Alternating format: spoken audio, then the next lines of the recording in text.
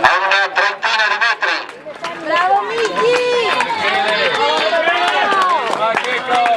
Facciamo scattare il cronometro così valutiamo anche il distacco. Vedo che stanno applaudendo Tamigi.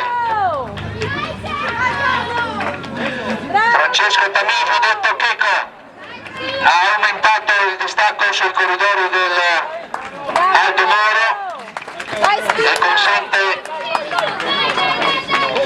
18:20 il tempo del Tamigi, quindi anche lui era sceso sotto il livello che sta arrivando il ciclista, quindi dovrebbe essere imminente l'arrivo di Carlo Spinelli.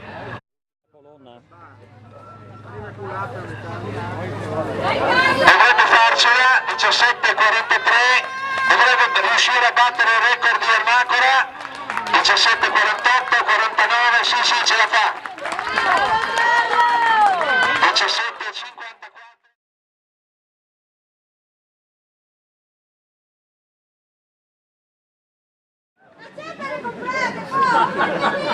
Brava Isa! Isadora Castellani al passaggio, eccola, vediamo, parte la Valentina Bonanni, il distacco 2 minuti e 55 dai primi uomini.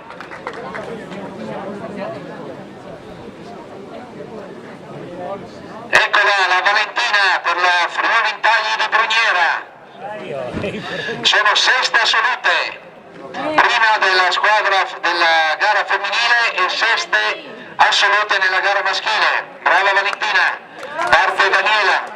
Vai Dani, guarda i segni!